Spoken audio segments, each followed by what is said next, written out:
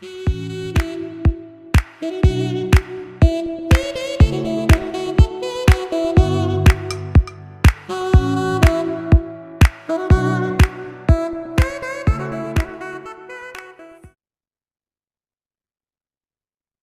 il est 9h03. Je vous propose de démarrer dès maintenant ce webinaire sur les contrats de performance énergétique et la façon dont on pourrait les déployer massivement dans le secteur privé.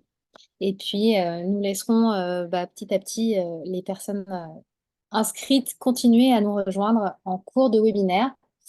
Donc, donc ce webinaire sera décomposé en deux grandes parties. Nous le terminerons par une table ronde et je suis très heureuse à cet égard d'avoir à mes côtés donc Gabriel Binan de Union Investment Bonjour à tous. et puis Vincent Dem de Vinci Energy Building Solutions. Donc merci à eux pour leur présence. Et côté OID, je serai accompagnée tout au long de la première partie qui sera une partie de présentation d'un guide. On va vous spécifier évidemment le contexte de ce travail.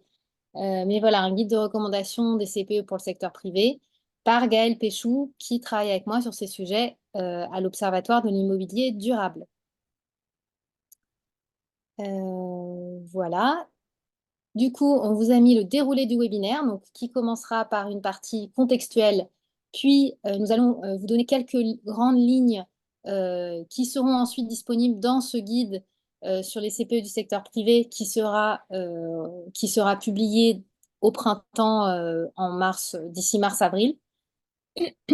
Et puis, nous passerons à la table ronde parce que pour les CPE, peut-être encore plus que pour d'autres outils, avoir les retours d'expérience des personnes qui travaillent sur ces questions semble vraiment indispensable. Eh bien, si ça vous va, on va tout de suite démarrer et je passe donc la parole à Gaëlle. Merci Sabine. Bonjour à toutes et à tous. Donc pour commencer, qu'est-ce qu'un contrat de performance énergétique? Donc avant de rentrer dans les détails, je vais vous présenter brièvement l'Observatoire national des contrats de performance énergétique, donc qui a été lancé par l'ADEME, le CEREMA et le CSTB en 2016. Donc le but est de créer une culture de la performance énergétique via cet outil du CPE. En novembre 2022, l'Observatoire national des CPE a publié sa 4e édition des chiffres clés. Donc cette publication dresse la cartographie des CPE en distinguant des projets publics et privés. Donc je vous invite à consulter cette ressource où les CPE du secteur privé ont fait l'objet d'une étude, d'une analyse spécifique quantitative. Et pour cela, l'ONCPE s'est associé à l'OID en mesure de centraliser des informations sur les CPE privés mises en place par ses membres.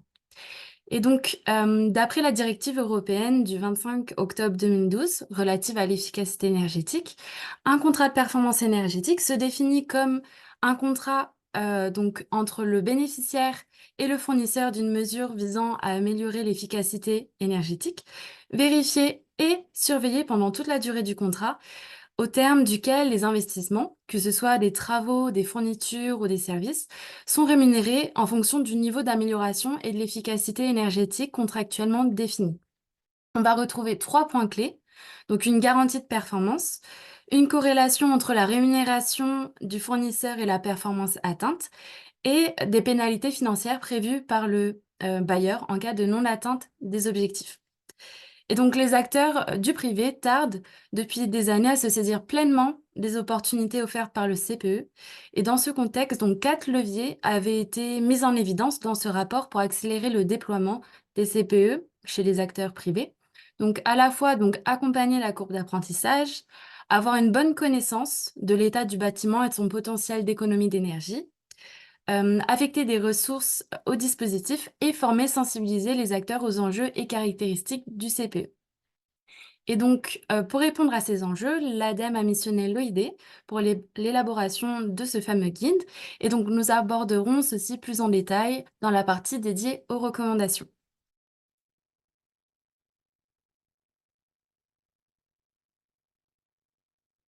Alors Sabine, ton micro est coupé. Pardon, merci. Donc, Donc maintenant, un petit point de contexte, parce que évidemment, les CPE n'existent pas hors de toute situation conjoncturelle, économique, globale, environnementale, réglementaire. Et donc justement, c'est un petit peu ça qu'on vous propose dans cette partie, c'est un petit peu de faire un tour d'horizon de tous ces éléments qui, à notre sens, sont de nature à porter le CPE et devraient en tout cas, avoir un impact positif sur sa prise en main par le secteur privé. Alors, on va commencer par le petit tour d'horizon réglementaire. Alors, on a vraiment pris le mot réglementaire au sens large.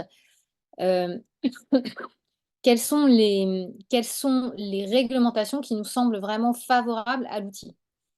Alors, il y en a plusieurs. La première qui vient à l'esprit, c'est évidemment le décret tertiaire. Pourquoi? Parce que le décret tertiaire, il vise une diminution en consommation réelle des bâtiments tertiaires. Et en ça, c'est une innovation assez majeure, que ce soit en France ou même en Europe. Hein, pour regarder un petit peu ce qui se passe en Europe, on n'en voit pas finalement des diminutions en consommation réelle qui soient vraiment exigées de la part des acteurs.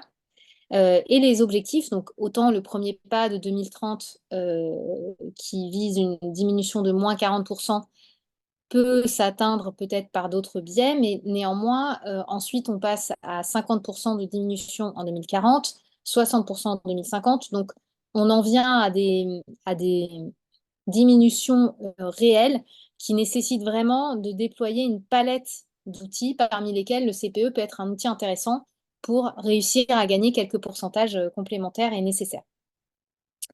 Voilà, l'idée en plus, c'est de pérenniser ces économies, hein, puisque on parle d'un texte qui se déploie finalement sur un horizon de 30 ans.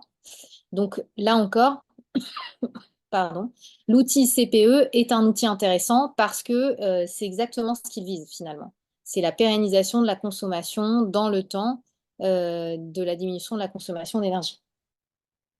Alors maintenant, si on regarde un petit peu le cadre global, donc avec la stratégie nationale bas carbone, qui, elle, fixe les objectifs de neutralité carbone. Bon, des objectifs qui sont alignés et, j'allais dire, alimentés et parfois renforcés aussi par les objectifs qui sont fixés au niveau européen. Et dans un contexte où on vise la neutralité carbone, pour un secteur comme celui du bâtiment, qui, je le rappelle, représente 43 ou 44% selon les chiffres de la consommation énergétique globale du pays, on voit bien que maîtriser, réduire cette consommation, bien, ça permet tout de suite d'enclencher et de matérialiser des économies de carbone. Donc c'est aussi très intéressant dans ce cadre. Au niveau européen, on vous a mis ce texte, donc l'Energy Performance Building Directive, le PVD, dont on attend d'ailleurs la toute dernière révision euh, validée par le Conseil de l'Europe, mais c'est toujours en attente. Et cet EPBD s'appuie sur cet objectif de neutralité carbone au niveau européen pour fixer des standards de performance sur les bâtiments qui soient quasiment avec une consommation énergétique très très réduite ou quasiment nulle, hein, selon les cas, en tout cas quasiment nulle d'origine fossile. Euh, et en fait, dans un contexte où ces standards, donc, ils s'appliquent évidemment au départ à du neuf, mais les textes de l'EPBD, du moins les toutes dernières versions disponibles, elles prévoient aussi que ces standards, ils s'appliquent à l'existant. Et donc, dans un cadre où ça s'applique à l'existant, la question de l'atteinte euh, de la consommation énergétique la plus faible, hein, même si on peut derrière déployer des investissements aussi massifs, eh bien, le CPE peut être une façon d'y répondre.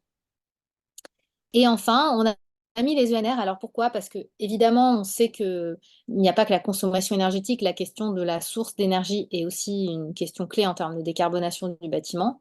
Mais l'installation d'ENR, alors quand je dis ENR, c'est ENR au sens large, pas seulement photovoltaïque, mais ça peut être de la géothermie, ça peut être plein de choses. Ça nécessite des investissements financiers conséquents. Et dans ce contexte, ben, on peut se dire que la mise en place d'un CPE, l'allègement des charges énergétiques dans le temps, peut aussi être un moyen euh, de dégager finalement des ressources financières pour pouvoir aller plus loin en termes de décarbonation des bâtiments. Alors, sur la slide suivante, on vous a mis un petit récap qu'on avait publié l'année dernière sur les labels et certifications de l'immobilier durable.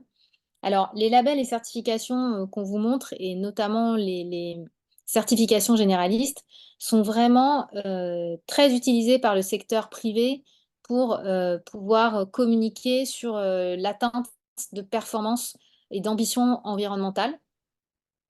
C'est aussi un critère d'attractivité locative, hein, qui est vraiment compris comme tel.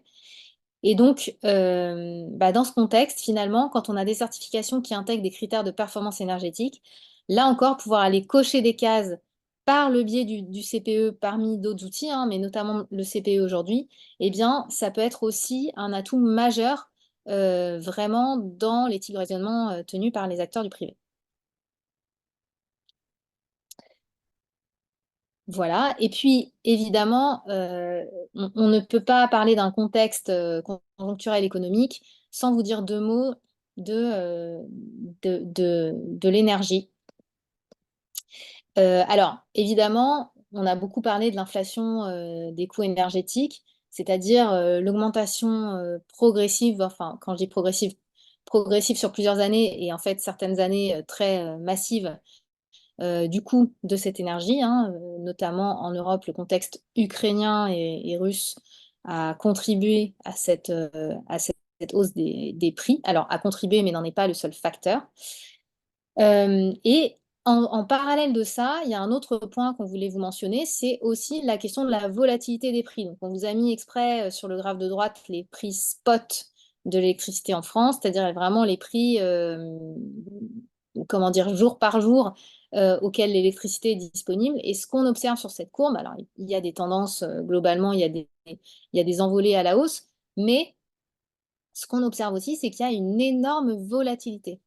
Or, qu'il s'agisse d'une tendance globale à la hausse, ce qu'on voit sur le graphe de gauche, ou d'une tendance à la volatilité quotidienne, ce qu'on voit sur le graphe de droite, dans les deux cas, finalement, les acteurs ont besoin, eux, de pouvoir avoir une vision claire de leur coût énergétique.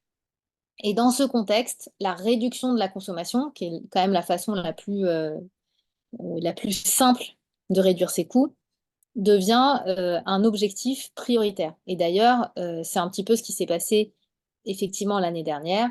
Euh, on voit bien qu'il y a eu une mobilisation des acteurs du bâtiment pour aller plus loin en termes de diminution de la consommation énergétique.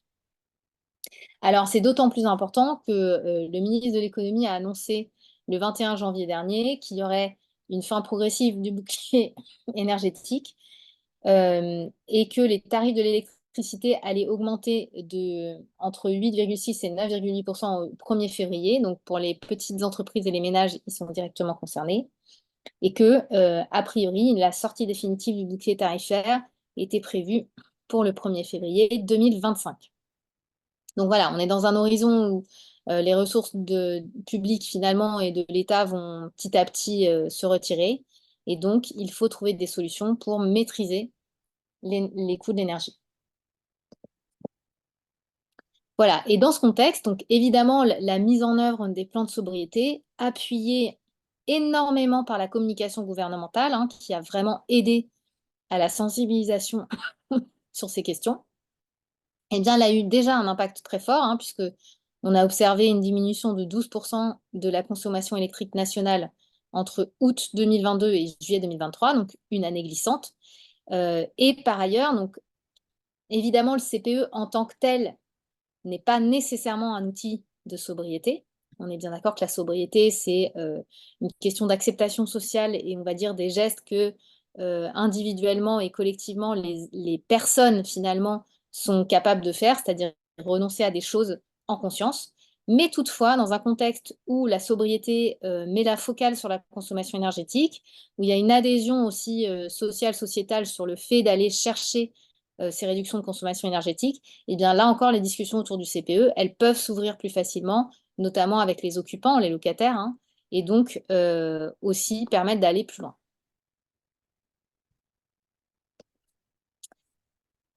Alors, un autre élément qu'on vous a mis ici, c'est la question de l'intégration du CPE dans la stratégie immobilière et énergétique. Et là, ce qui est important de comprendre, et d'autant plus si on fait le parallèle entre secteur privé et secteur public, c'est que finalement, il y a une valeur verte des actifs potentiels à aller chercher du côté du privé. Donc, le privé réfléchit vraiment énormément en termes de valorisation de son patrimoine, hein, et qu'il s'agisse de la préservation, d'aller chercher des points de valeur. Et évidemment, dans ce cadre, bah, le CPE comme un outil qui permet de dire, bah, voilà, j'ai un parc qui, du point de vue de sa consommation énergétique, est décarboné sur mon existant, ou on va dire est moins carboné. J'ai un immeuble qui est maîtrisé sur le plan de la consommation énergétique et du coup qui est plus attractif aussi pour des locataires potentiels qui pourraient vouloir plus facilement venir s'y installer.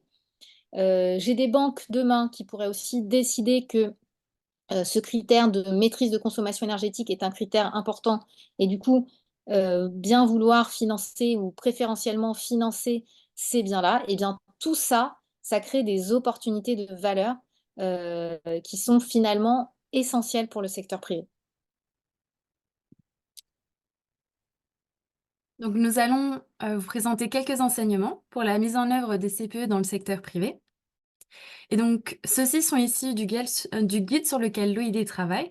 Donc, pour cela, nous avons réalisé des études de cas approfondies, d'une part avec des bailleurs privés ayant des recours à des CPE avec un focus notamment donc sur la préparation en amont, les activités, pardon, les actions d'efficacité énergétique, le financement, les objectifs et les résultats du CPE en exploitation, etc. D'autre part, avec des bailleurs privés qui utilisent d'autres outils hors CPE et enfin, une enquête auprès de prestataires de CPE pour comprendre les spécificités du marché tertiaire privé. Donc, dans la première partie, intitulée Faciliter la prise de décision, nous partagerons des enseignements et recommandations pouvant alimenter la réflexion sur le fait de se lancer ou non dans l'utilisation de l'outil du CPE. Ensuite, nous explorerons les moyens de simplifier la mise en œuvre du CPE avant d'examiner les éléments favorisant les conditions de suivi optimales. Et enfin, nous aborderons l'enjeu crucial de l'évaluation précise des résultats d'économie d'énergie. Et donc, avant tout, il y a un enjeu d'initiation au CPE.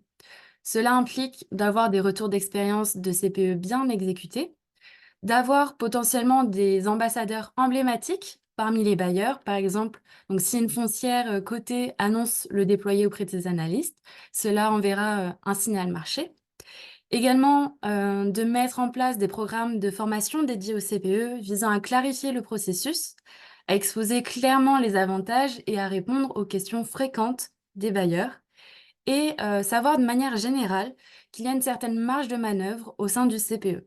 Par exemple, avec des prolongations sur la durée, en fonction des besoins et des évolutions, des ajustements d'engagement, que ce soit en fonction des résultats obtenus, de la qualité des services des prestataires, des changements de contexte, etc. Et donc, la mise en œuvre d'un CPE va permettre de motiver davantage les prestataires de maintenance-exploitation en les incitant à atteindre pleinement des performances requises via l'intéressement sur les résultats. Également de les encourager à définir des objectifs d'économie d'énergie plus ambitieux, favorisant ainsi des améliorations substantielles plutôt que des objectifs faciles à atteindre, et la possibilité d'appliquer un mécanisme d'incitation progressif en ajoutant annuellement un pourcentage à atteindre à l'objectif initial. Il y a plusieurs enjeux autour du binôme bailleur et prestataire de CPE. D'une part, le fait d'établir une relation de confiance. Pour cela, ça va être, par exemple, en initiant des échanges sur les objectifs d'économie d'énergie bien avant même d'introduire le concept de CPE. Également, le positionnant comme un outil au service de ces économies plutôt qu'un objectif en soi pour faciliter l'acceptation par les bailleurs. D'autre part, une collaboration étroite entre les deux parties lors de l'élaboration du cahier des charges est essentielle pour garantir l'alignement du contrat donc sur les besoins spécifiques du projet. À savoir donc que le retour d'investissement est immédiat pour le bailleur, bien qu'il nécessite des périodes plus longues pour le tiers financeur et ou prestataire de CPE, ce qui doit être pris en compte dans la planification et la durée des contrats. Et de plus, il est possible d'introduire donc une flexibilité dans la structure de rémunération, permettant au bailleur d'ajuster sa quote-part en fonction de la plage de rémunération du prestataire de CPE. Ensuite, si on s'intéresse au binôme bailleur-preneur, Le CPE se relève particulièrement approprié dans les situations où il existe un unique occupant stable sur le long terme.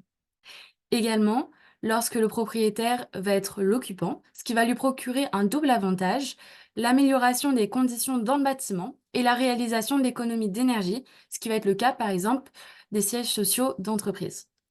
Et il va être essentiel de simplifier les processus du CPE pour le rendre plus facilement gérable, que ce soit face aux défis des bâtiments multilocataires ou pour surmonter la barrière entre propriétaires et locataires. Pour ce dernier aspect, une solution possible serait de simplifier la formalisation des reversements des économies d'énergie du locataire vers le bailleur par le biais d'ajustements contractuels. Donc, il est crucial d'améliorer la collaboration et la communication entre toutes les parties concernées, locataires, propriétaires, prestataires de CPE, dès le début du processus, afin d'atteindre les objectifs énergétiques dédiés. Une possibilité disponible est le CPE avec une contractualisation tripartite. Donc, cela peut être un levier stratégique pour massifier les projets avec CPE en répartissant les responsabilités, en partageant les risques et en impliquant directement le locataire dans les engagements énergétiques. Toutefois, un CPE tripartite n'est pas assurément une solution car cela peut complexifier la relation contractuelle. De plus, sur les longues durées, il est fort possible que le locataire quitte les locaux, ce qui mettrait le contrat à risque.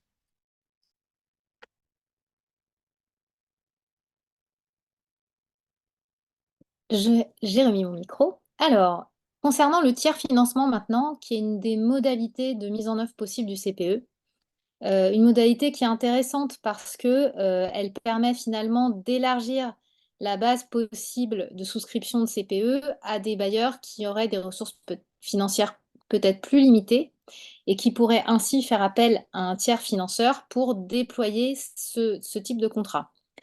L'autre intérêt, c'est que, des échanges que nous avons eus avec, les prestataires qui proposent ce genre de schéma, c'est qu'on peut aller sur du plus long terme, donc entre 10 et 15 ans, et ça permet vraiment d'aller maximiser le potentiel d'économie d'énergie, heu, sur ce terme-là.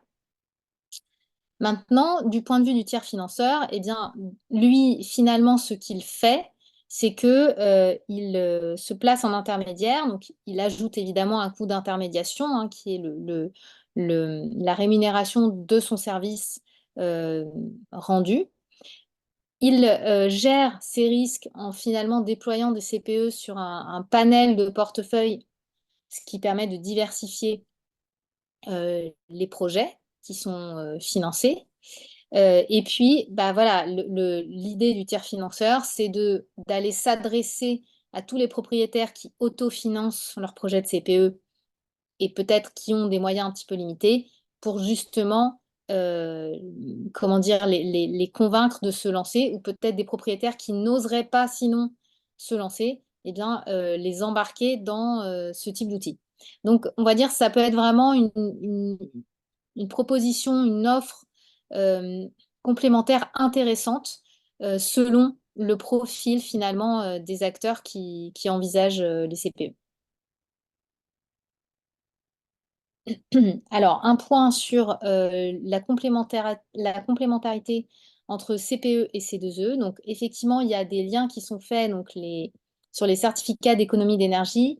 Il y a des bonifications CPE qui existent, notamment pour le tertiaire et qui permettent d'aller avoir un petit peu plus de C2E, mobilisés, quand on met en œuvre ces types de travaux. Hem alors, il y a tout un tas de mécanismes, qui permettent de cocher les différentes cases pour avoir cette bonification CPE. En tout cas, c'est intéressant d'avoir cette, complémentarité qui existe. Hem, la difficulté pour le privé reste un petit peu la même pour ce schéma CPE-C2E que parfois pour le seul CPE, c'est-à-dire, d'évaluer le bénéfice-risque de la complexité de la procédure. Ça, c'est quand même quelque chose qui revient des retours des acteurs et c'est ça qu'il faut parfois, ou parfois qui est difficile à mesurer aussi, du côté des acteurs du public, cette fois. Mais il y a une vraie, réticence, qui existe parfois chez certains acteurs du privé à aller lancer ce type de démarche pour ces raisons de complexité, notamment administrative. Alors, ceci étant posé, je viens de réaliser que je voulais répondre à une question du chat sur la diffusion de la présentation. Donc oui, il y a un enregistrement du webinaire ce jour qui donnera lieu à un replay qui sera diffusé. En revanche, je n'ai pas de date de diffusion à vous donner. Et la présentation en elle-même sera disponible sur notre centre de ressources dans les prochains jours, là, pour le coup, très rapidement. Voilà pour cette question. Alors, le point suivant, c'est d'élargir la portée de l'évaluation des bénéfices des CPE. Donc, alors, c'est une idée globale et qui s'appliquerait encore une fois à plusieurs outils. Là encore, on vient se raccrocher à la notion de valeur finalement, qui est une notion clé dans le secteur privé, qui est moins le sujet de départ du secteur public. Euh, et dans ce contexte, on va dire, il y a différentes façons de voir le CPE. On peut le voir évidemment, c'est la façon la plus évidente, comme un flux de dépenses économisé. C'est très intéressant en soi, mais parfois, ce qui est beaucoup plus intéressant pour un acteur, ça va plutôt être de valoriser non pas ce flux de dépenses, que par exemple le bailleur va décider de laisser à son locataire sans négocier quoi que ce soit. C'est l'occupant de l'immeuble qui va récupérer ce gain. Mais le propriétaire, lui, finalement, ce qu'il va chercher à aller récupérer, et là où c'est intéressant pour lui, c'est d'aller finalement valoriser dans la valeur même de son bien les atouts et les bénéfices de la mise en œuvre de ce CPE. Euh, Alors, pardon, je passe sur la slide suivante. Donc, finalement, ce qu'on se dit à la lumière de tout ça, c'est qu'une phase qui serait intéressante, ce serait déjà pour les acteurs d'expérimenter le CPE. Pourquoi? Parce que si on pouvait se dire on fait le test sur un bâtiment, ça permettrait certainement de peut-être dédramatiser un certain nombre de complexités ressenties hein, qui sont vraiment euh, qui ressortent vraiment des entretiens menés et des échanges avec les acteurs. Et puis, ça permettrait d'avoir un premier retour d'expérience, c'est-à-dire permettre à de l'expertise interne de commencer à se mettre en place, identifier les endroits où on a besoin d'aide extérieure, donc où on peut sous-traiter des choses. Est-ce qu'il y a besoin, par exemple, de prendre un AMO? C'est des choses qui se font notamment sur les premiers CPE mis en place. Et ensuite, on peut avoir une structure qui a gagné en compétences et qui, derrière, maîtrise complètement ses CPE, n'a plus besoin de ces contrats.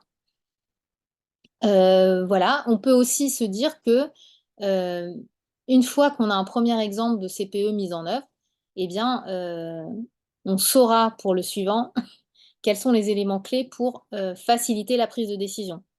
Qu'est-ce qu'on fait, qu'est-ce qu'on ne fait pas? Quel timing, quel calendrier, etc., etc. Et évidemment, l'idée, c'est de pouvoir s'appuyer sur l'expérimentation pour déployer derrière.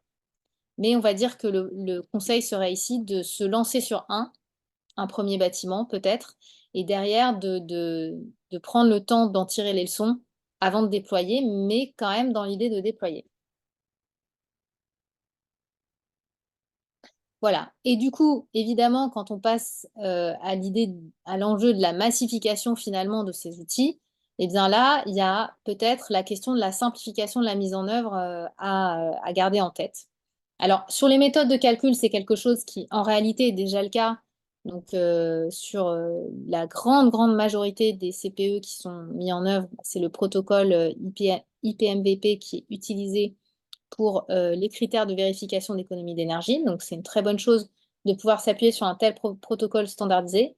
Peut-être se dire aussi que finalement, pour les quelques CPE qui ne s'appuient pas sur ce protocole, bah, aussi rentrer dans ce protocole pour avoir quelque chose de vraiment très uniforme.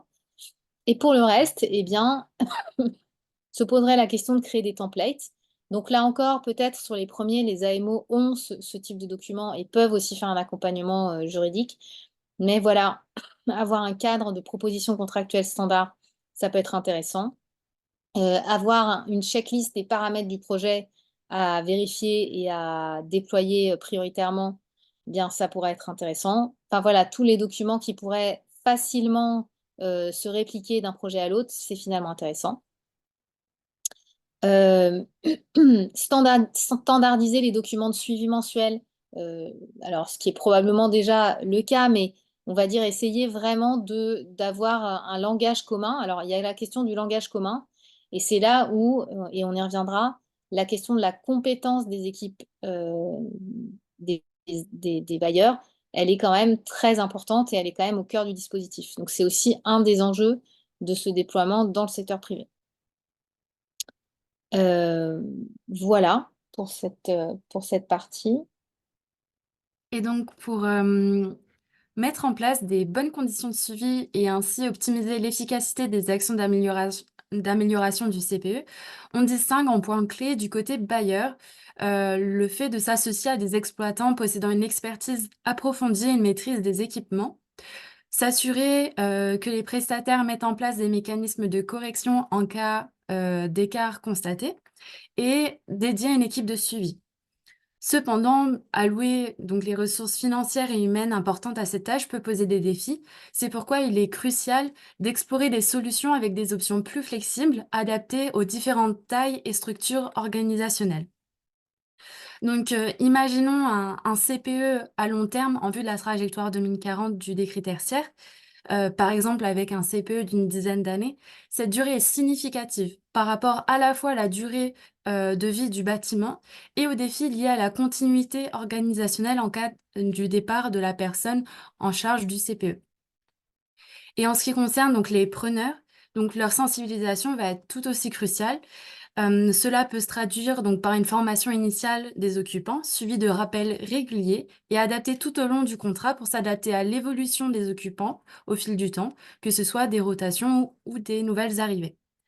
On va aussi conseiller de capitaliser donc sur les démarches autonomes des entreprises occupantes en matière de sensibilisation pour renforcer le message et amplifier l'impact et mettre en place des mécanismes de suivi réguliers pour évaluer et prévenir la dérive progressive des comportements des occupants au fil du temps.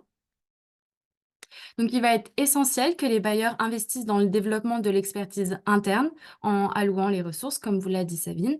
Et dans cette démarche, une évaluation approfondie des coûts associés au suivi du CPE est cruciale, avec une préférence pour des solutions internes avant de considérer l'intervention d'un assistant maître d'ouvrage externe.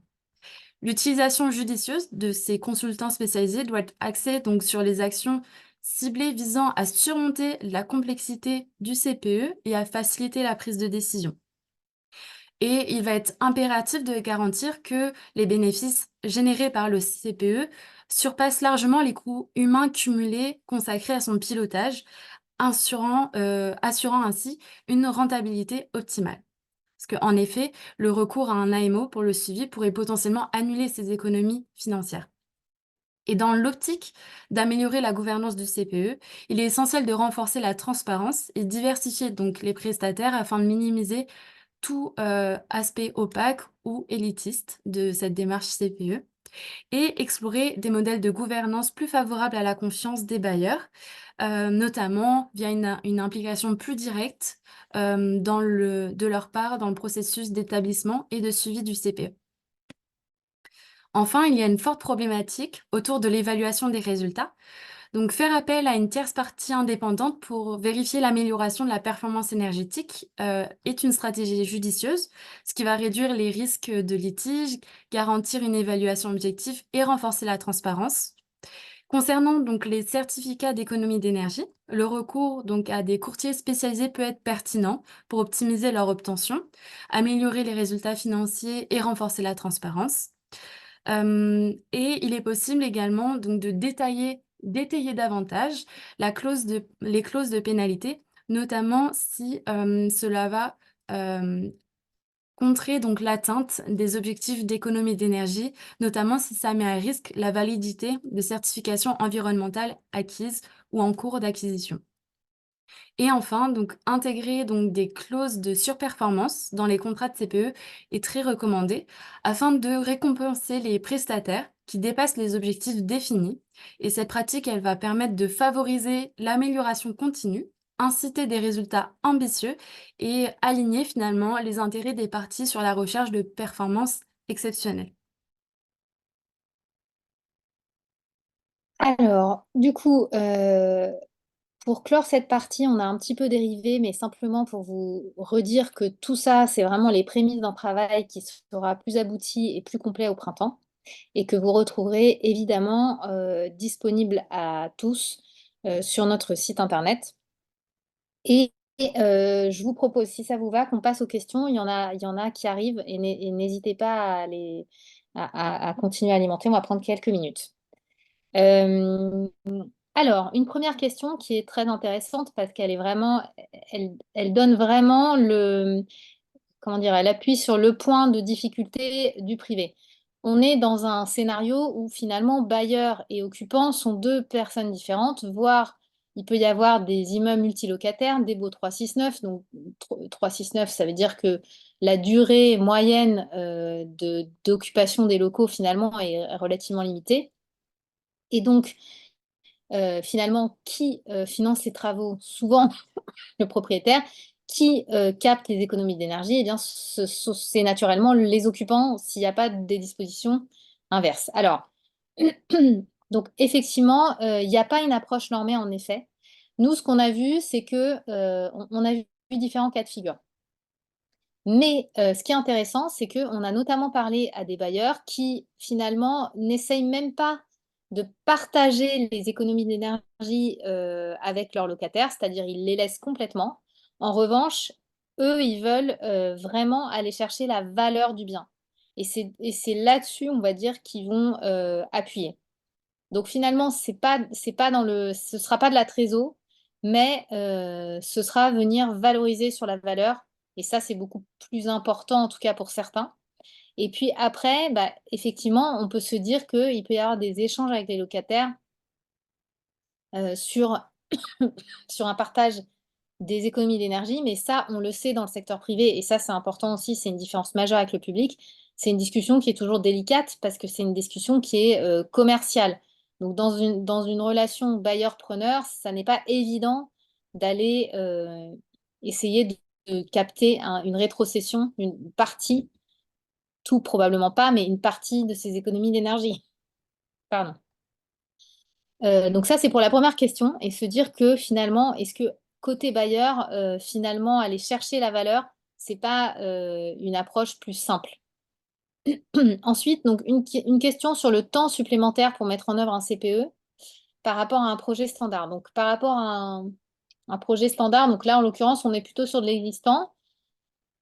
Donc le surcoût de la phase travaux, alors tout dépend. Là, je ne sais pas si on est sur de l'existant ou un projet de développement. Euh, On a vu les deux, mais c'est vrai que là, on était plutôt parti sur des CPE, sur des bâtiments existants. Ce qui veut dire que il n'y a pas forcément de surcoût de la phase travaux si on est sur l'existant. Il y a des CPE, alors il y a un investissement CPE, mais tous ne supposent pas un investissement conséquent en travaux non plus. Donc en fait, tout dépend. Et le temps supplémentaire, non, j'ai pas une idée, mais en revanche, je veux bien garder cette question pour la table ronde, si on a des petites infos bonus. Donc on la refera transférer en table ronde. Alors sur la clause de surperformance, ça c'est des choses aussi sur lesquelles on va revenir. En fait, l'idée c'était de se dire comment on s'assure que le prestataire ne s'arrête pas à un certain moment. En fait, c'est très délicat cette clause à établir parce que en plus on est sur des contrats qui sont multi-annuels et du coup finalement si il explose entre guillemets ses résultats une année, eh bien, l'année suivante, il va être beaucoup, beaucoup plus en difficulté pour à nouveau être au-dessus de ses résultats ou à ses résultats. Donc, en fait, ce qu'il faut bien comprendre, c'était l'idée de se dire, et ça dépend des contrats. Il y a des contrats qui sont des pourcentages de résultats, il y a des contrats qui peuvent être aussi apparemment un peu capés. Comment on fait pour justement garder motiver les prestataires à aller plus loin? Alors, la question suivante, elle porte exactement sur ça, sur la motivation, l'incitation des prestataires à avoir des objectifs ambitieux. Euh, Là-dessus, bah, je pense aussi que la table ronde vous donnera des éléments. Euh, En fait, le CPE, et c'est ça qui est compliqué, c'est vraiment un équilibre à trouver entre de l'ambition et du faisable qui permettent à toutes les parties de sentir qu'elles avancent quand même dans un partenariat commun. Je pense que la réponse à ça, finalement, j'ai envie de répondre euh, un mot qui semble un peu à côté, mais qui me semble quand même important, c'est la confiance entre bailleurs et prestataires. Parce que vraiment, des retours qu'on a, on a l'impression que c'est ça qui fera qu'on a l'impression que les personnes vont au bout de ce qu'elles sont capables d'aller chercher, euh, plutôt que peut-être une défiance sur la question de l'ambition des objectifs.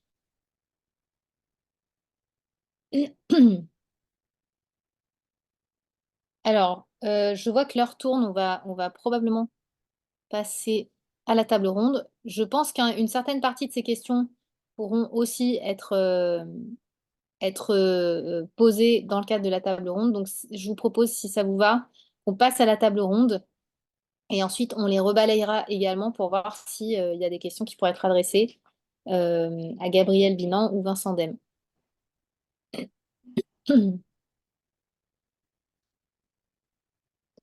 Que j'accueille donc une nouvelle fois sur cette table ronde virtuelle. Donc, Gabriel Binan, donc Project Director Union Investment Real Estate France, et puis Vincent Dème, Performance Energy Manager chez Vinci Energy Building Solutions. Euh, alors, merci à tous les deux d'être présents ce matin avec nous. Merci de Évidemment, l'invitation. on a beaucoup parlé de principes généraux, et donc là, on a un petit peu envie de rentrer dans le concret. Alors quand même, avant, peut-être une première question sur le contexte, c'est-à-dire les différents facteurs extérieurs qui pourraient favoriser l'intérêt des acteurs du privé pour l'outil CPE. Selon vous, lesquels sont déterminants? Donc Vincent, pour commencer peut-être. Oui, déjà, ben, bonjour à tous. Les facteurs, moi, j'en vois principalement un qui est hyper important, c'est que ben, c'est le prix de l'électricité. S'il y a 10 ans, on voyait les CPE, c'était pas terrible. Enfin, ça, c'est encore un avis personnel, mais s'il y a 10 ans, on parlait pas tellement, c'est que le prix de l'électricité, c'était pas une inquiétude forcément. Là, on voit que le prix de l'énergie s'envole et pas maîtrisable. Et du coup, bah, le CPE reste un outil quand même hyper intéressant pour baisser sa consommation et aussi pour maîtriser cette consommation. Donc, pour moi, c'est essentiellement, bon, il y en a d'autres, hein, comme vous l'avez dit tout à l'heure, le réglementaire, mais l'aspect économique, et notamment pour le secteur privé, est le facteur numéro un pour moi, quoi. Merci Vincent. Gabriel? Oui, oui, non, mais l'aspect économique, bien évidemment, notamment ces dernières années, comme le souligne Vincent, avec des prix qui ont explosé au niveau de l'énergie. Euh, D'un point de vue plus conjoncturel, il y a aussi beaucoup plus une conscience que ce soit des locataires ou des propriétaires à aller chercher une réduction d'énergie pour justement limiter notre impact sur l'impact carbone, tout simplement sur la planète. Euh, on parlait réglementaire surtout à échelle française en tant que bailleur plutôt enfin, même global, on va dire, pan-européen même. On est aussi soumis à certaines normes ou réglementations qui sont notamment la taxonomie européenne, où là, nos fonds et nos investisseurs cherchent de plus en plus à verdir et à aller chercher des économies d'énergie sur tout leur portfolio. Euh, et derrière, oui, ces CPE viennent aider et compléter ce qu'on fait déjà avec le décret tertiaire, avec tout ça. Donc voilà. D'un point de vue réglementaire, ouais, il y a encore une autre couche à ajouter. Merci Gabriel. C'est vrai que c'est intéressant d'élargir aussi au niveau européen parce qu'on a aussi effectivement en France beaucoup d'acteurs qui ne se cantonnent pas au marché national. Ok, alors donc l'une des questions qui se pose aussi, c'est celle des profils finalement de bâtiments qui sont privilégiés pour mettre en place des CPE. Et donc, Gabriel, on voudrait bien avoir votre éclairage sur le raisonnement qui est fait sur le choix des bâtiments sur lesquels on mettrait en place ces outils? Il y a plusieurs critères qui va être tout d'abord, chaque bâtiment réagit différemment. Un bâtiment tout neuf, c'est vrai que mettre un CPE dessus dès le début, ça n'a pas forcément d'intérêt. Et après, c'est une question de taille. Bien sûr, les plus grands bâtiments vont permettre de faire des économies d'échelle. Donc, forcément, on va aller commencer sur ces gros bâtiments qui sont souvent plus complexes et peut-être moins facilement maîtrisés en termes de dérive énergétique. Et c'est ceux sur lesquels il va y avoir le plus à aller gagner en économie, que ce soit financier ou même, ou surtout, en énergie pure, en kilowattheure. D'accord. Et d'ailleurs, donc Gaël l'a rappelé, nous on avait mené l'année dernière, il y a 2 ans, un travail quantitatif sur les CPE souscrits par les membres donc du secteur privé. Et on avait effectivement noté que 70% des actifs analysés avaient une surface comprise entre 5000 m² et 50 000. Donc la taille moyenne était quand même très élevée. Donc ça rejoint tout à fait ce que vous dites là. Après, Maintenant, c'est aussi pertinent sur les petits, bien évidemment, hein, c'est toute typologie de bâtiment, hein. Mais ce sera plus on va dire, du fine tuning sur les petits, parce qu'ils sont plus facilement, encore une fois, maîtrisés, ils sont plus simples, on va dire. Donc il y a moins de dérives. oui, oui, je comprends, je comprends. De toute façon, il y a un enjeu, on va dire, quand on a tout un patrimoine à gérer, à prioriser les questions. Et évidemment, j'imagine que on priorise les gros ensembles, qu'il s'agisse des échéances réglementaires ou des outils à Mmh. mettre en Bien sûr. œuvre. Vincent, peut-être une remarque sur les profils de bâtiments également? Bah, moi, je suis complètement dans ce qui a été dit par vous deux, c'est-à-dire que le principal choix, c'est les bâtiments à fort potentiel. Alors, bâtiments à fort potentiel, c'est ceux qui malheureusement consomment le plus. Donc, soit on va prendre une somme de petits bâtiments qui consomment le plus, soit, mais il faut quand même avoir une surface minimum. Donc, soit Mmh. plusieurs bâtiments avec une surface pour arriver comme la question le disait tout à l'heure, poser la question sur le prix que cela coûte de rajouter, de faire un CPE. Donc, il faut quand Mmh. même une taille minimum pour que ça soit rentable. Mais évidemment, on va choisir les bâtiments à fort potentiel d'économie d'énergie, je parle. Ok. Donc ça veut dire peut-être aussi commencer par des bâtiments qui sont un peu énergivores pour Ah, pouvoir ouais. les récupérer. Le plus qui va permettre de générer le plus d'économies et donc le plus d'intérêt à le faire, quoi. Bien sûr. D'accord. Donc, du coup, on parlait du contexte réglementaire et donc de cette nécessité, évidemment, de réduire les consommations énergétiques. Donc, ça, c'est plutôt favorable pour les CPE, hein, parmi encore différents outils. Mais aujourd'hui, il n'y a pas vraiment d'obligation pour les acteurs du privé. Donc, finalement, ça reste une démarche, j'allais dire, volontaire de leur part. Du coup, la question de faciliter la prise de décision des acteurs, notamment tous ceux qui n'en ont encore jamais souscrit, le CPE, est aussi posée. Et du coup, bah voilà, là encore, je m'adresse à Gabriel en tant que maître d'ouvrage. Comment arriver à faciliter cette prise de décision? Oui, il y a plusieurs éléments. En fait, le maître d'ouvrage seul va pas se dire du jour au lendemain, tiens, je vais faire un CPE et je vais le faire comme ça, comme ça, comme ça. Euh, il y a deux éléments. Il y a un premier qui va être déjà le mainteneur qui est une des pierres angulaires et notamment l'énergie manager chez ce mainteneur. Euh, c'est la confiance et la maîtrise du site que ce mainteneur va avoir qui va nous amener derrière à aller faire un CPE. Si le site n'est pas maîtrisé par un mainteneur, ça sert à rien. En fait, ça sert à rien d'avoir une bonne théorie si la personne au bout ne sait pas, on va dire, manipuler et piloter correctement son bâtiment, ça pose problème. On n'arrivera pas aux objectifs. Et d'un autre côté, c'est aussi s'entourer des bonnes personnes qui vont nous conseiller. Nous, on utilise souvent des AMO pour nous guider et co-construire les contrats avec les mainteneurs. Et parce qu'on n'a pas la connaissance en interne au début, hein, sur les premières fois, hein, mais petit à petit, l'idée, c'est de monter en compétence chacun de notre côté sur ces sujets. D'accord. Donc effectivement, prendre des AMO, ça peut être vraiment facilitateur, Ouais, surtout ouais. quand on ne s'est jamais lancé encore dans les CPE. Oui, et comme je sais plus si c'est Gaël ou Sabine qui le précisait tout à l'heure, par exemple, les annonces d'un très gros bailleur qui va dire bah, je déploie les CPE sur tout mon portefeuille, ça peut aussi inciter, je pense, des plus petits à passer le pas, à se dire bon, pourquoi pas nous. Ok, oui, oui, je comprends. Très bien. Et donc, une fois que cette décision est prise, finalement, la partie suivante, c'est de formaliser tous les engagements. Et pour autant, cette traduction juridique est parfois délicate. Donc, Vincent, je m'adresse à vous. Est-ce que vous pouvez nous en dire un peu plus?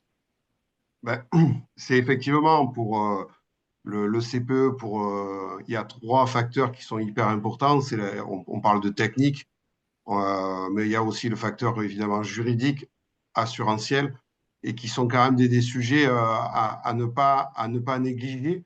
Après, il faut pas, c'est pas non plus un gros problème, hein. Il y a différents outils que là vous émettez un rapport sur le sujet, donc ça aide les gens. Mais moi qui suis également, pour parler un peu de ma paroisse, au CERS, il y a des outils, un guide du CPE qui est mis en place et après, vous avez les entreprises. Alors, encore une fois, je prêche pour ma paroisse, mais chez Vinci Energy Building Solutions, vous avez les entreprises, elles sont au fait de tous ces jeux, tous ces sujets-là, juridiques, assurances et techniques. Et notamment, il y a même une entreprise chez nous qui fait essentiellement que du CPE, Osaïque, et qui les gens donc, sont sensibilisés à ça. Il faut vraiment mettre en place tous ces sujets-là.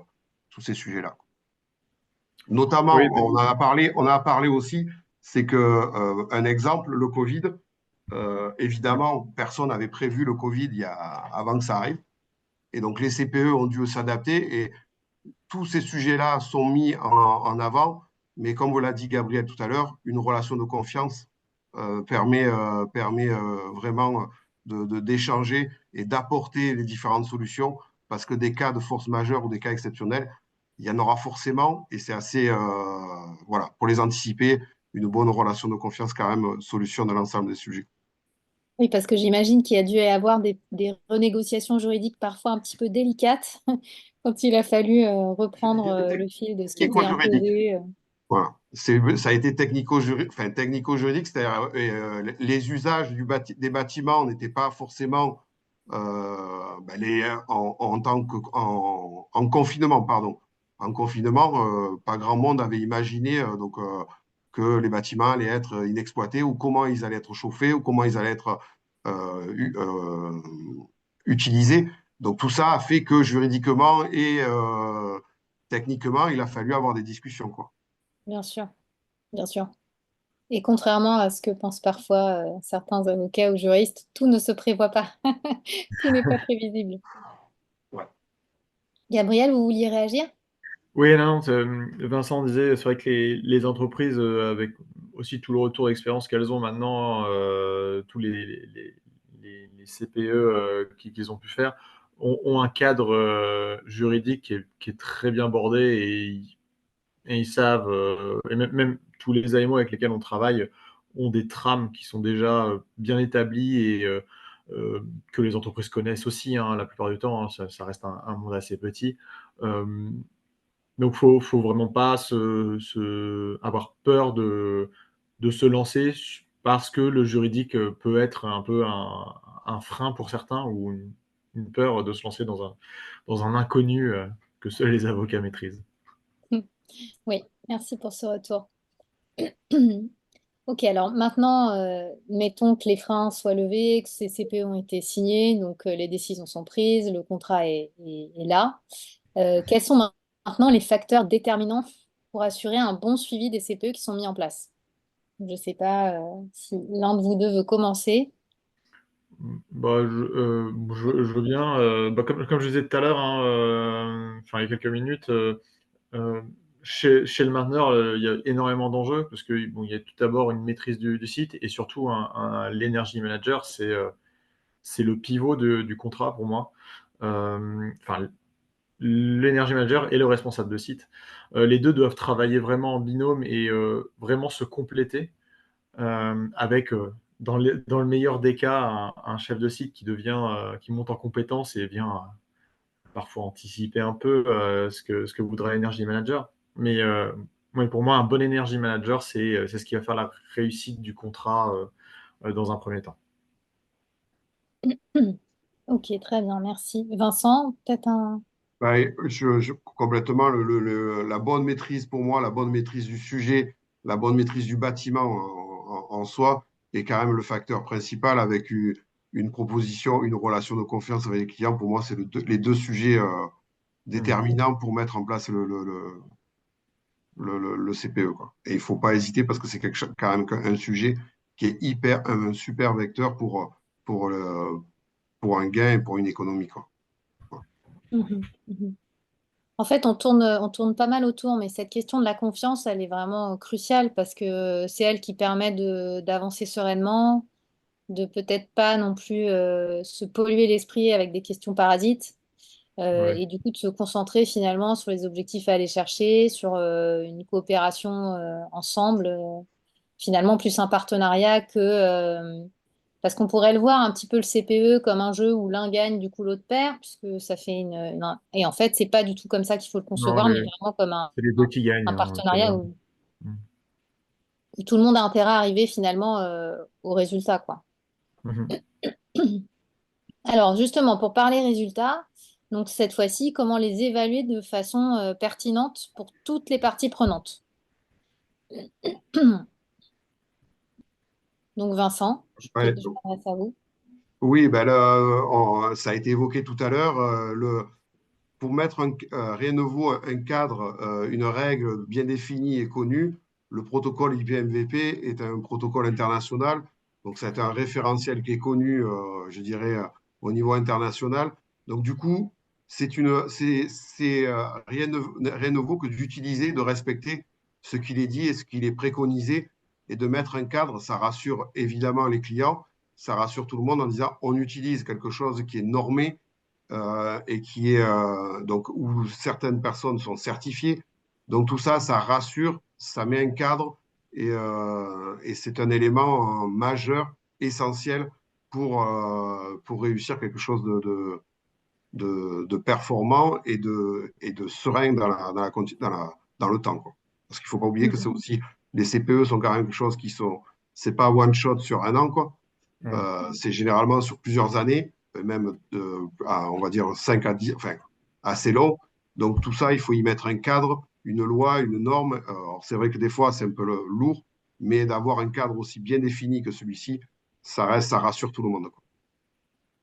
Alors Ouais. justement, Vincent, pardon, je rebondis sur une question. Non, pardon, Gabriel, je vous laisse Non, non, dire non, et allez-y, après je allez-y. reviendrai. Non, On j'y vais. répond sur la question, Non, mais je parce reviens. qu'il y a une question qui est exactement sur ça, qui sont sur les leviers pour favoriser un CPE sur plusieurs années dans le privé. C'est vrai qu'on avait observé des formes de CPE très courts dans les retours qu'on avait eus, nous, de certains de nos membres.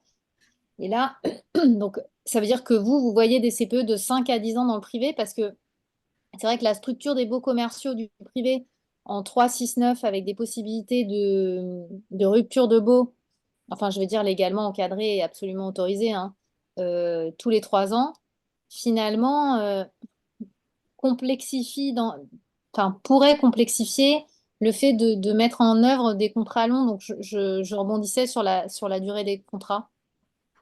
Sur la durée des contrats, c'est évident que dans le privé, elles semblent, même après, tous les cas sont possibles. Et en règle générale, elles sont plus courtes que dans le public. Le public, on Mm. a vu des contrats très, très, très longs qui sont plus compliqués, évidemment, enfin, qui sont pas forcément, qui sont assez compliqués à mettre en œuvre dans le privé, mais notamment, mais c'est pas nécessaire forcément un long contrat sur la performance énergétique. Une fois que la performance énergétique est atteinte et que elle est sécurisée, derrière, le privé, il a ce qu'il veut et ça suffit. Donc on se retrouve avec des contrats plus courts. Et c'est pas inintéressant, loin de là, et pour les entreprises et pour le client, parce qu'ils se trouvent avec des contrats peut-être de 5 ans, plus généralement, en règle générale, on voit de tout, hein, mais 5 ans, on le voit. me semble une valeur moyenne. Encore ça, c'est un avis personnel. Et c'est une valeur intéressante parce que de toute façon, là, en performance énergétique, une fois que ça a atteint et stabilisé un an ou deux, bah, après, on peut continuer, qu'on on n'a plus qu'à à dérouler la pelote, quoi. Ok. Merci Vincent pour ce retour. Et du coup, je me retourne vers Gabriel. Oui, non, c'était pour compléter. Là, c'est vrai que sur le principe du 3-6-9, on peut avoir des départs de locataires de ça, mais après, c'est quand même très bien encadré dans les contrats où la vacance est prise en compte dans les calculs, dans le réajustement des objectifs année après année, selon, oui, en effet, la vacance ou l'utilisation du bâtiment. Euh, donc, c'est pas un frein pour moi au long contrat. Loin de là. Loin de là, loin de là. Ok, ok, d'accord. Donc ça, c'est intéressant aussi comme retour de savoir que oui, oui, qu'on peut trouver les voies et moyens de signer quand même des contrats longs. En fait, il y a plein de questions intéressantes. Donc, je continue avec mes questions, mais on va assez vite intégrer les questions du chat aussi. Que se passe-t-il en cas de surperformance? On en a parlé un petit peu, c'était aussi une question du prestataire en termes de gain de consommation. Qu'est-ce qui peut être prévu? Comment on peut faire? Alors je sais pas, je pris automatiquement la parole, pardon. Mais Oui, la performance, alors ben, de toute façon, alors on parle d'une cible. Après, vous avez évidemment le plus et le moins, le tunnel de tolérance.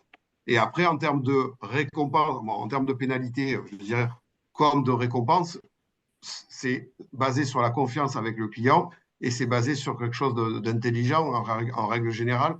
C'est-à-dire que vous pouvez avoir soit des bonus, bon, après c'est sur de la durée, donc on est sur du long terme, donc soit sur des bonus sur du long terme, soit même des fois, on peut avoir des travaux. Alors si vous atteignez pas la performance, on peut vous obliger à faire des travaux, comme si vous avez de la performance, ça peut être une cagnotte qui mise de côté pour faire des travaux autres aux clients.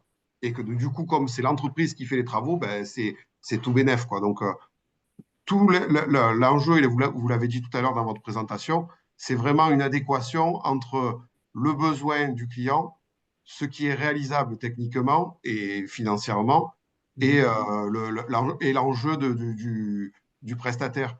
Donc tout ça, une adéquation pour faire que, et après derrière, les bonus, les malus, ben, on trouve un peu soit des travaux, soit des bonus financiers directement. On peut trouver vraiment voilà, on peut vraiment s'adapter, quoi. d'accord, ok. Alors, deux questions du chat que j'ai envie de prendre parce qu'elles sont intéressantes et je trouve qu'elles sont corrélées. Il y a une première question qui demande si on a déjà vu des CPE signés à l'échelle d'un portefeuille d'un patrimoine. Donc, première question. Et la deuxième question, qui je trouve est liée finalement, c'est le CPE est-il un frein à la liquidité des actifs immobiliers? Alors, Donc là, alors sur la première question, la deuxième question, la première question, sur la première question, oui, il y a des CPE sur des patrimoines. Alors, dans le public, ça s'est fait évidemment. Après, dans le privé, ça peut également se faire, puisque de toute façon, l'intérêt, comme on le disait tout à l'heure, c'est d'avoir un minimum de surface et d'avoir un minimum de gains générés pour le faire, pour le rendre le plus rentable possible. Donc, oui, sur des portefeuilles, ça se fait, oui. d'accord. Après, sur les portefeuilles, ça reste quand même. Enfin, ça dépend de la taille du portefeuille, encore une fois.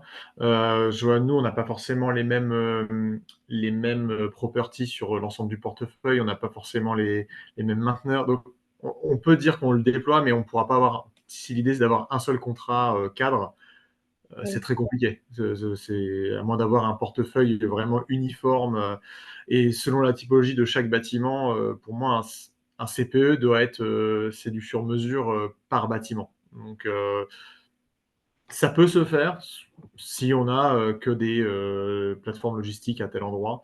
Oui, ça peut se développer à grande échelle, bien sûr. ok.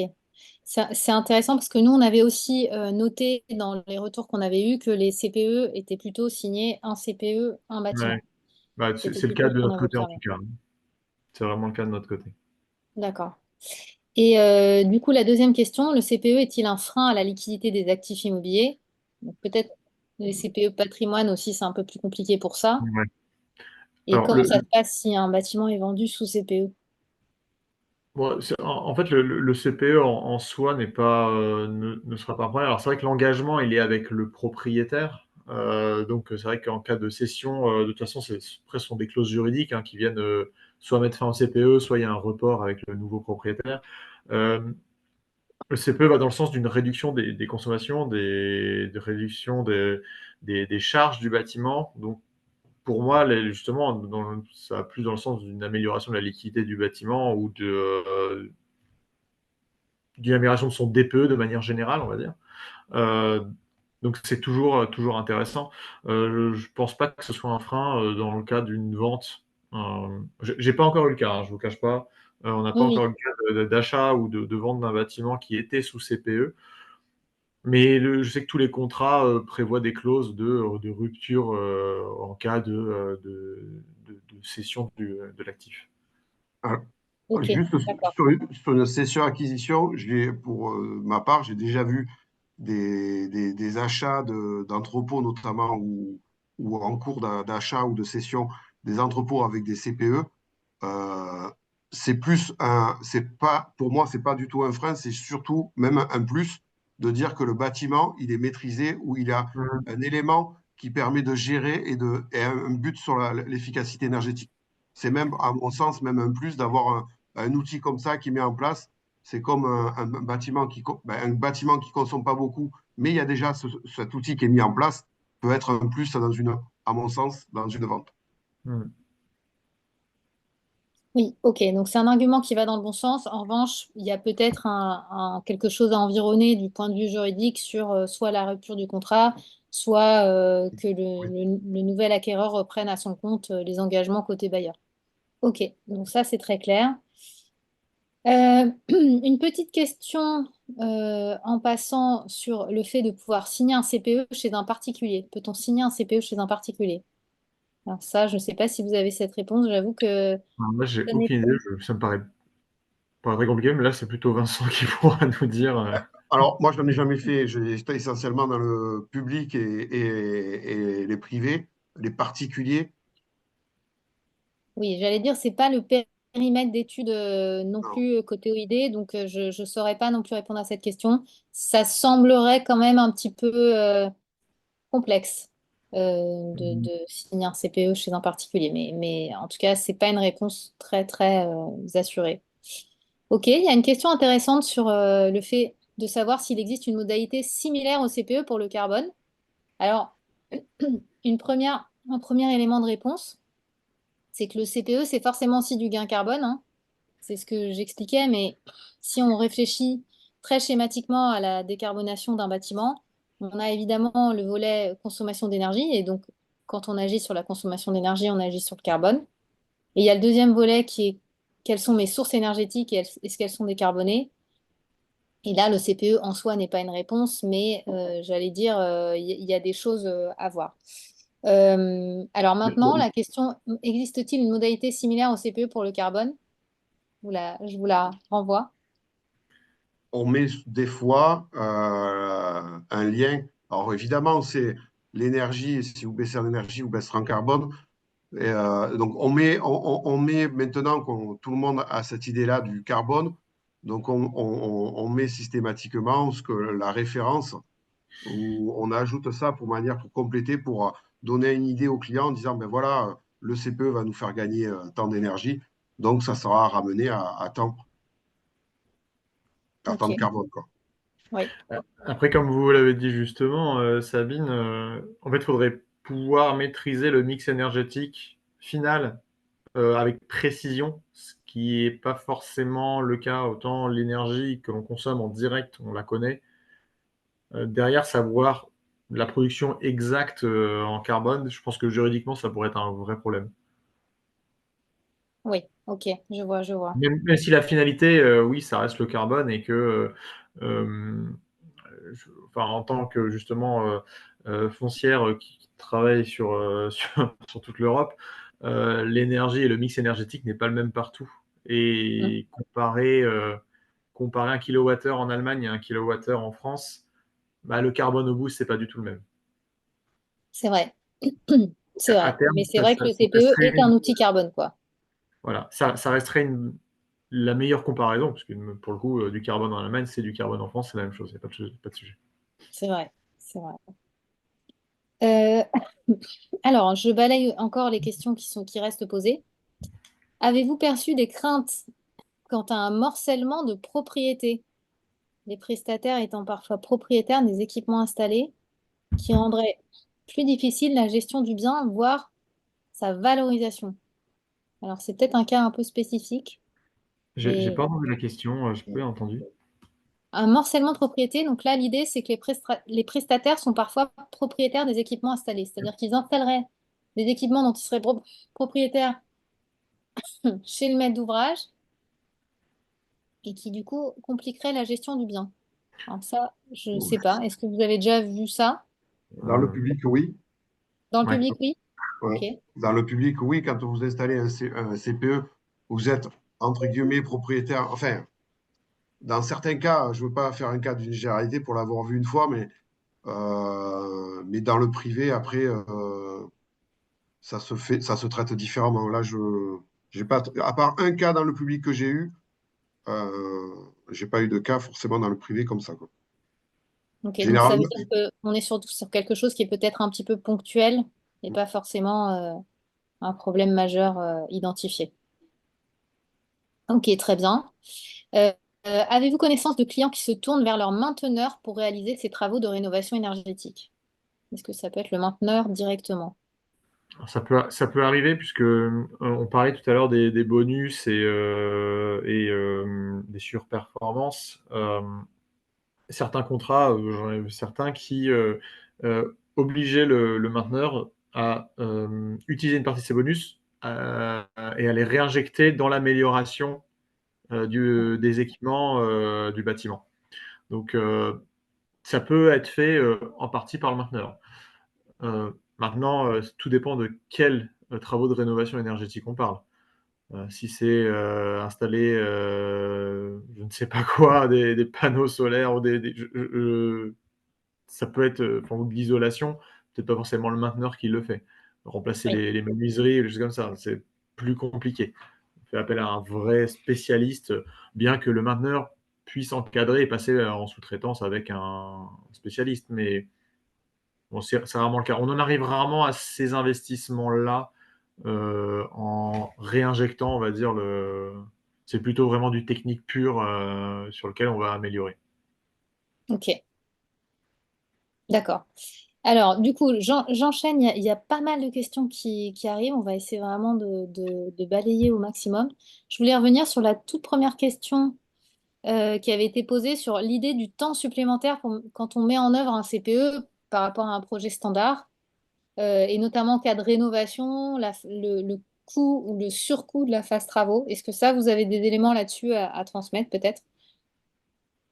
alors, pour en avoir fait, oui, effectivement, il y a des études complémentaires à faire, mais c'est franchement, j'ai pas de chiffre à dire, c'est 1%, 2% de l'affaire. C'est assez variable suivant les sujets. Donc, oui, il y a un coût, mais généralement, ce coût-là, si on le compare à la performance énergétique que ça engendre, Mhm. c'est à la marge, quoi. Donc, pour moi, on sait l'estimer, mais après, à côté des gains énergétiques, c'est vraiment à la marge. À côté d'un projet classique où on demande simplement de faire une installation et de dire, ben voilà, on remplace une chaudière par une PAC, on fait une installation et puis on s'en va. À côté de ça, si on met un CPE pour suivre, il y a quand même un gain qui est à côté pas négligeable. Et du coup, les études complémentaires que cela génère, c'est vraiment, pour moi, à la marge, quoi. Comme le dit Vincent, donc il y a un coût, on va dire, initial. Il y a aussi, même au long du contrat, il y a quand même des personnes qui sont mises à disposition. On parlait d'énergie manager, ça demande aussi un peu plus de temps consacré à l'analyse fine du bâtiment, à son comportement. Le gain à la fin surpasse les investissements, ça, il y a pas trop de sujet. Mais c'est aussi, ça revient à une question ou à un sujet qu'on a évoqué au tout début, sur la taille des bâtiments. Et c'est vrai que du coup, ce coût initial est plus facile à supporter sur un gros bâtiment où, on va dire, rapporté au mètre carré, c'est un peu plus indolore initialement. Et le gain, il sera forcément plus important à la fin. Sur un petit bâtiment, oui, forcément, initialement, se dire, bon, bah, je vais mettre tant sur la table dès le début et on va voir ce qu'on peut avoir à la fin. Le risque peut paraître plus important, mais le gain est quoi qu'il arrive supérieur à la fin. Donc, je pense qu'il faut pas avoir peur. Très C'est ce bien. qu'on disait tout à l'heure par rapport à la taille critique des bâtiments. La taille critique nécessaire pour mettre un CPE, c'est justement lié à ça, quoi. Mmh. Et d'ailleurs, c'est pour ça qu'on n'a pas trop répondu sur une maison, parce que le faire sur une maison, Ouais, ben, ça génère trop d'études par rapport à. Ok, très bien. Merci. C'est très clair. Donc, du coup, je réponds moi à une petite question qui nous demande directement les contacts des AMO qu'on mentionne depuis le début. Peut-être ce que je vous propose, c'est à cette personne, c'est à ce moment-là d'écrire à l'OID et puis nous, s'il faut vous donner des noms, on vous les transmettra. Je pense que l'idée, Oui, c'est pas forcément de donner un coup de projecteur sur un nom qu'on aurait là ouais, à bien vous sûr, bien donner, sûr. mais individuellement, On voilà, en a c'est pas plusieurs, hein, nécessaire. on en a Voilà. plusieurs. Pour en discuter, Sabine, je pourrais. Je Voilà, pense c'est que pas de la je pense que rétention j'en avais. d'informations, mais on va dire que mieux vaut répondre en individuel, donc on Exactement. organisera ça. Ensuite, donc j'ai une question sur le CPE qui implique des contrats d'exploitation des équipements, avec par exemple, donc un exemple, un contrat sur 10 ans. Est-ce que ça signifie qu'on est coincé avec l'exploitant sur 10 ans, ou il est possible de transférer le contrat vers un autre exploitant mainteneur? Ben, si on signe un contrat sur 10 ans et qu'on veut se séparer du mainteneur ça implique forcément un contrat avec le mainteneur sur 10 ans. Et donc après, ben, ça veut dire qu'à un moment donné, il y a quelque chose qui n'est pas allé. Donc c'est dans des clauses de sortie qu'il faut le définir, de fin de contrat pour des performances non atteintes, j'en sais rien, pour diverses raisons. Et là, rentre dans le juridique. Mais ça Oui, peut arriver, mais si on signe un CPE sur 10 ans, forcément, l'exploitant, il est impliqué sur 10 ans. Sinon, Hmm. bien sûr, c'est logique. Ah, après, les contrats de 10 ans, je pense que ça paraît plus dans le public plus que oui. dans le privé. Parce que pour nous privé aussi, on a des contraintes aussi de remise en concurrence des mainteneurs régulièrement, au moins tous les 3 à 5 ans, on va dire. Ce qui fait généralement, un CPI, de notre côté, on va être sur un maximum de 5 ans. Pour avoir ce qui est déjà une bonne durée, en fait, qui permet aussi de maîtriser le bâtiment. Mais qui n'est pas trop contraignant. Donc, je pense que 10 ans, pour le coup, c'est vraiment du public. Oui. Exactement. Oui, mais en tout cas, effectivement, c'est juste, en général, on veut sortir quand quelque chose se passe mal, donc aller encadrer les clauses de sortie, ça semble être pertinent. Merci Dans le juridique pour dont ça, on en tout parlait cas. tout à l'heure. Oui, le juridique finalement, nous entoure tous. Et c'est vrai. Une question, j'allais dire marché, si je puis dire. Dans la pratique, est-ce qu'un CPE conduit à une augmentation de loyer pour un bailleur privé qui souhaite récupérer une partie des gains et rentabiliser ses investissements travaux? Hmm. Non, non, alors, pas dans notre cas en tout cas. Il faut voir qu'un CPE, enfin, diminuer ses consommations, c'est une diminution des charges au final pour le Les locataire charges, à la ouais. fin. Donc c'est plutôt l'attractivité du bâtiment qui est importante là. En Hmm. cas de vacances, en cas de départ d'un gros locataire ou tout ça. Donc non, enfin pour moi c'est pas juste un vecteur d'augmentation de loyer. Non. Oui, effectivement. Donc effectivement, le loyer, il se déploie en loyer plus charge. Les gains d'énergie, ils viennent réduire les charges. Et en revanche, bah, ça rend le bâtiment plus attractif et plus résilient Mhm. d'un point de vue marché. Parce qu'il est Après là, mieux je vous parle de maîtrisé. mon point de vue, hein. Peut-être que Ouais, d'autres d'ailleurs le valorisent et se disent bah, je réduis les charges, du coup j'augmente le loyer. Et voilà, oui, mais on rentre dans une négociation Mhm. après c'est avec son... chaque bailleur fera son analyse et sa stratégie. D'accord. Ok, merci beaucoup. C'est une première réponse, mais en tout cas, c'est intéressant d'avoir votre retour. Alors, une question. Ah oui, donc juste une précision sur les 10 ans du contrat d'exploitation, c'était l'exemple dans le cas où on souhaitait maximiser la bonification C2E. Ok, donc c'est bien Oui. compris. On a bien compris pourquoi le 10 ans a été choisi. Un contrat sur 5 ans, cela entre dans un bail ferme de 6 ans. Donc, est-ce que la mise en place d'un CPE dure moins d'un an? Bah, Euh, le tout fait de dépend. le souscrire, est-ce Ouais. que le fait de le souscrire, on peut le faire en moins d'un an? Bah, ça dépend depuis combien de temps le mainteneur est sur site, parce que, enfin, je pense que je laisser Vincent après se prononcer, mais il faut que le mainteneur, dès qu'il arrive, on ne signe pas un CPE le jour où il arrive. Il va avoir besoin de connaître le bâtiment, de voir comment il fonctionne pour pouvoir analyser Bah ce oui. qu'on peut aller chercher. Donc, en un an, on peut préparer des choses, mais je pense qu'il faut une bonne année et demie déjà pour signer un CPE. Au moins pour que le mainteneur puisse maîtriser son site et connaître le site. C'est la question de la connaissance du site préalable qui est vraiment clé. Oui, C'est vrai que puis pour pouvoir évaluer combien on a gagné, c'est vraiment bien de vraiment connaître d'où on part. mmh, Pour comparer ce qui est comparable dans la consommation énergétique d'un bâtiment, il faut se baser sur une saison, une année pleine, exactement. une année pleine de référence. Et généralement, on prend une année de référence. Prendre qu'une période dans l'année, euh, ça me semble pas trop pertinent. Ça, on pourrait le faire mathématiquement, ça existerait, hein. Mais généralement, on parle d'années de référence et donc d'une année complète pour avoir une saison complète de chauffe. Enfin, de chauffe ou d'usage, pardon. Donc, un an, la durée minimum pour un CPE, il faut vraiment qu'il y ait la partie travaux.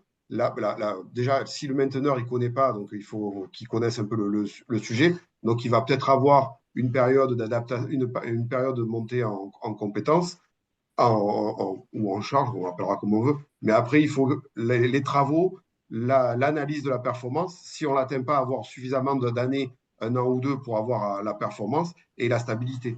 Donc tout ça fait qu'on arrive à des contrats au minimum pour moi sur 3, 4, 5, ouais, dans le privé, je crois. Parce Ok. qu'après, le public, ils vont chercher à le garder dans le temps sur des plus longues durées. Donc c'est pour ça qu'on a des durées plus longues dans le public, Non, quoi. mais c'est intéressant parce que finalement, le fait de bien remettre en tête ce contexte de durée de baux dans le privé, ça permet aussi de bien comprendre la différence sur la mise en place des CPE. Alors, on arrive un petit peu à court de temps, mais je vois qu'il y a... Merci à toutes les personnes qui ont posé des questions. On va encore en prendre, je pense, peut-être 3, mais peut-être pas toutes, malheureusement, dans le temps imparti. Alors, peut-être une question. Est-il prévu des retours d'expérience du ratio coût CPE sur gain d'énergie? La plus-value financière en trésorerie du produit me semble un argument non négligeable pour le déployer. Alors là-dessus, c'est très compliqué d'avoir vraiment des chiffres pour pouvoir faire, enfin des chiffres en nombre suffisant pour pouvoir faire une moyenne qui a un sens sur le ratio en question. Je pense que une première réponse, c'est justement le fait d'aller chercher des bâtiments qui soient de grande taille, parce que en fait, c'est ça qui permet, parce que finalement, quand on est sur un CPE, un bâtiment, le fait de les placer sur des bâtiments avec beaucoup de mètres carrés sur lesquels il y a beaucoup de biens à aller chercher, ça va forcément euh, rendre ce ratio beaucoup plus facile, enfin beaucoup plus intéressant. Donc, mais après, en termes de ratio, moi, j'en ai pas, on n'en a pas calculé à l'OID et on ne sera pas en capacité de le faire là. Euh, Vincent, je ne sais pas si vous avez des ratios Allez, en tête. à l'échelle d'un bâtiment, c'est compliqué parce qu'on ne sait pas si on fait à chaque fois les mêmes APE, les actions de performance énergétique. On va avoir des ratios par APE, par action de performance énergétique, ça on saura plus ou moins le sortir. Par contre, sortir par bâtiment, à l'échelle d'un bâtiment, c'est compliqué. C'est compliqué parce qu'il y a la- c'est pas aussi, c'est pas aussi simple et vu la construction des bâtiments, etc. Donc, c'est compliqué de ramener ça à un bâtiment complet, quoi. Ok. Une question sur le calcul. Le CPE tient-il compte de l'atténuation climatique des consommations, DJU, comme le DEET le fait? Oui. Oui. Dans les divers calculs, il y a toujours les DJU qui sont pris en compte. enfin, moi, dans ce que j'ai vu, en tout cas, on prenait en compte les DJU, bien évidemment, pour adapter. Sinon, c'est un peu difficile de comparer une année à l'autre, même sur Oui. une consommation. Donc, C'est ça. Ok, très bien, c'est très clair. Systématiquement, on prend les TGU. On Mm. prend toujours le conso par rapport au DGU. Ok, très bien. Alors, ok, donc en termes de questions, je suis en train de faire le tour. Pourquoi les organismes de contrôle ne prennent pas en compte les CPE pour les exemptions de contrôle de performance énergétique des chaufferies de plus de 400 kW ou des systèmes thermodynamiques de plus de 70 kW? On n'est pas le ministère. Je Je sais pas. ne saurais pas vous dire. C'est vrai que s'il y a des obligations de contrôle et que du coup, ça pourrait être... comment vous dire? Nous sommes en France. Je ne sais pas si c'est une réponse valable. Je botte en touche. Je ne sais pas si vous avez, vous, un vrai retour, blague à part, ou pas Bon, forcément. là, je ne saurais pas vraiment vous Je sais dire. pas. Non. Ok, donc ça, Après, c'est très on parle réglementaire pour le coup.